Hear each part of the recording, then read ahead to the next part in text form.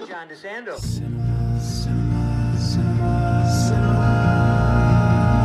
Classics, let's go to the movies and share some popcorn, soda pop with our friends. Turn off our cell phones and get away. Night or day, it's John DeSando on the radio. We'll watch the credits from up high and low. Cinema Classics on air. Cinema Classics is produced and hosted by John DeSando. Listen to shows Thursday at 8:01 p.m. on WCBE 90.5 FM. And listen to shows and read reviews online at WCBE.org. I'm John DeSando. And I'm Mary Yerina. And this is Cinema Classics. And this is not like movies we've done before. So I have asked my dear friend Mary, who is capable of handling anything I can throw at her. Thank you. And I would not have given this to anyone else but you to help me through it. Aw. We rarely do documentaries. Rarely. Rarely, because I just don't like getting caught repeating, because it's accurate and it's time fashioned in its own way. So you end up doing that. So, but I thought this one, because I've lost 3 people, and I'd like to talk about them toward the end, recently, to death. And so the one that I've packed, because I've heard good things about Evelyn. Nobody else knows this movie. I mean, who has any idea? It's on Netflix and it's like 5 years old. But it's called Evelyn. Mary, set it up. So, as I learned, it's actually Evelyn. Evelyn, I'm sorry, yes, you're right. In British Yeah.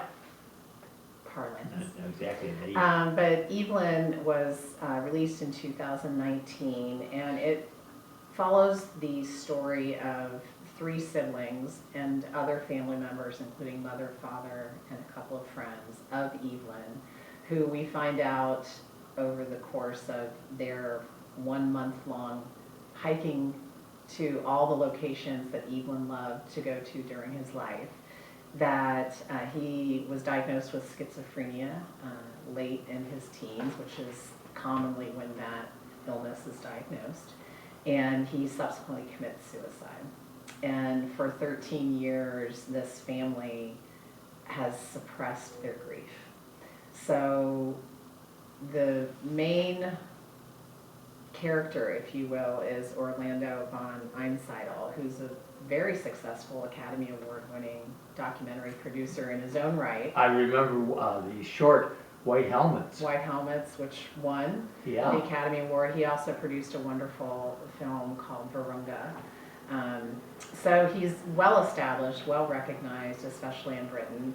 And his producing partner approached him and asked him, when they were talking about their next projects, would he be willing to turn the camera on himself and his family, because she sensed that they were blocking their grief. And Orlando admitted that he had not spoken his brother's name since he committed suicide. So 13 years have passed, and so we follow them on what they hope will be a cathartic journey for Evelyn and for their grief for Evelyn. Yeah, and it's so interesting that Gwen, his sister, who is the most lively, I think, of them all, and spies that has the British upper lip tight. Yeah, and I think she was onto something. The males, at least, were carrying on that British tradition of just marching through and not being worried about it, not showing your emotions. And they stiff upper lip. Stiff upper lip. Stiff upper lip. And Orlando's surviving siblings are Gwenny, his sister, and Yes. Robin, the younger brother. Yeah.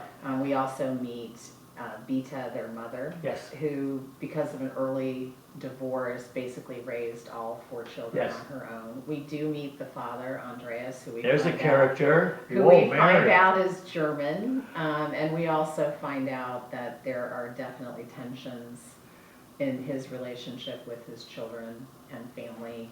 And we also find out that there's a history of mental illness and suicide in his family that I don't know that his children previously knew.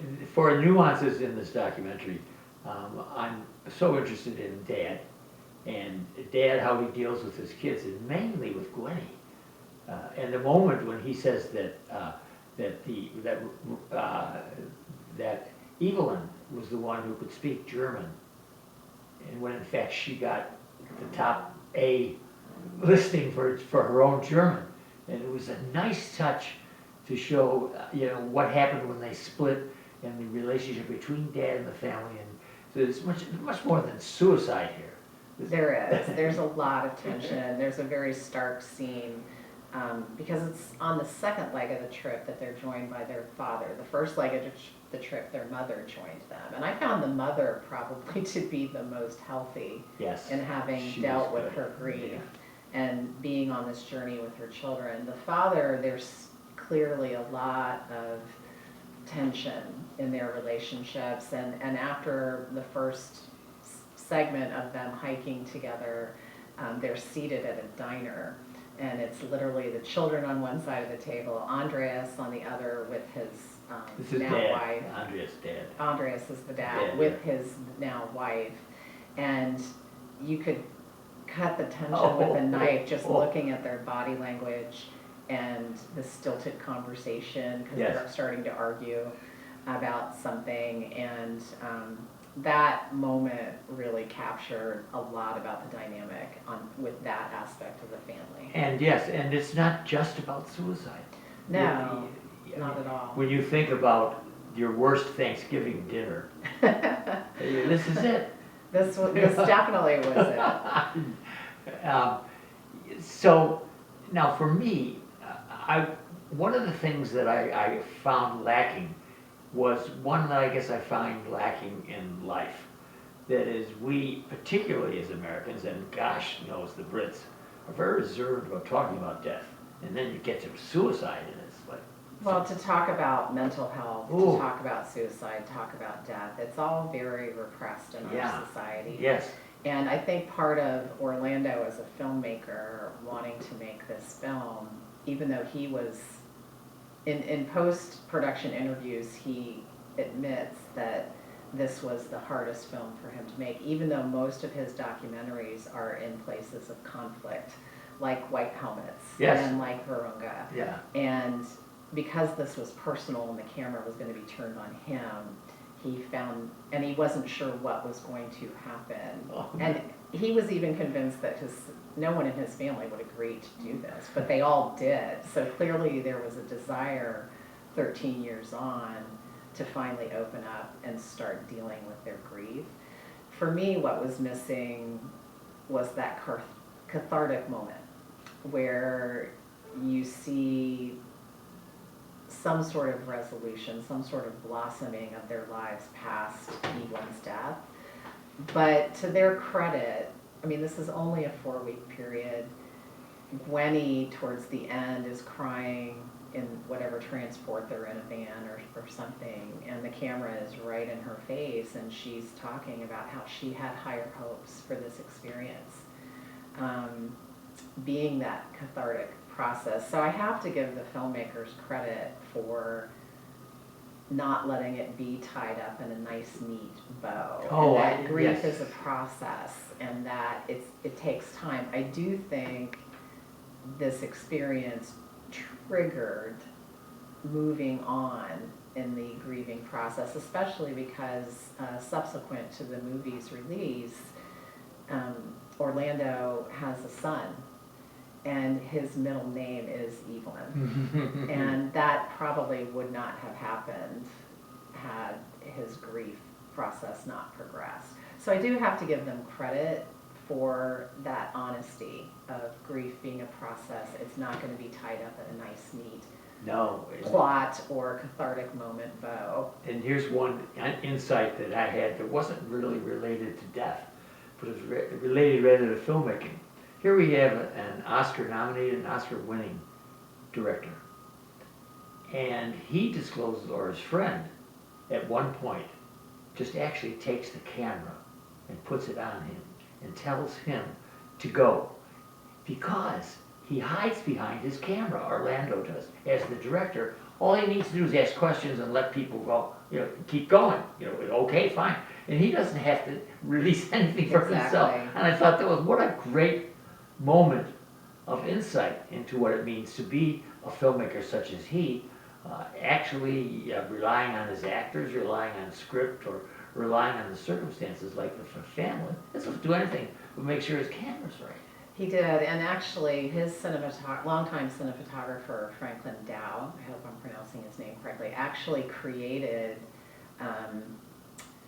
a mechanism to hide a camera in his own backpack, and then he had a screen in front of him so that he wasn't walking backwards Right. all day long on these hikes, but also so that he became unobtrusive and the camera was unobtrusive. So you see that the family is hiking, you're moving with them, and there's some jumpiness sometimes to the shots, there's some focus going in and out on the faces and the scenery, but they're not going to do retakes. This isn't a scripted documentary, so it's very truthful in that way. It's very raw, and the way that they chose to shoot it and inventing basically this apparatus so that Franklin could shoot it without being obtrusive to what was happening was really quite remarkable. Well, Mary Yerina, before we get on to the next part of our discussion, we have the documentary called Evelyn, which is in Netflix, Yes. available. And Mary, one of the other reasons that I wanted you to be my companion here on our little trip is that you have recently come back from the Camino on the trip, and I'd like to know after the break, I'd like to know if there's any connection you can make between your walk and this walk. Anyway, Mary, what do you recommend for Evelyn? It's a finely crafted film. The cinematography is beautiful, especially the drone shots of the areas of Great Britain that Right. they go to. But I will say it's probably a limited appeal film. It's not going to be for everyone, but if you want to witness the grieving process or have experienced suicide or mental health issues, I think you'll appreciate the presentation of this family's story. And again, it's a slice of life moment in time. But I think one of the things that you're suggesting is very true. This is really for a sophisticated family to see. You could all go and see it, but not everybody's going to appreciate it, particularly because there's no resolution here. This Exactly. is just the beginning. But if you are interested in how your family might be better at connecting, this might be a good way to start. And It certainly could inspire family hikes. yes. I'm John DeSando. Cinema, cinema, cinema, cinema. Classics, let's go to the movies and share some popcorn, soda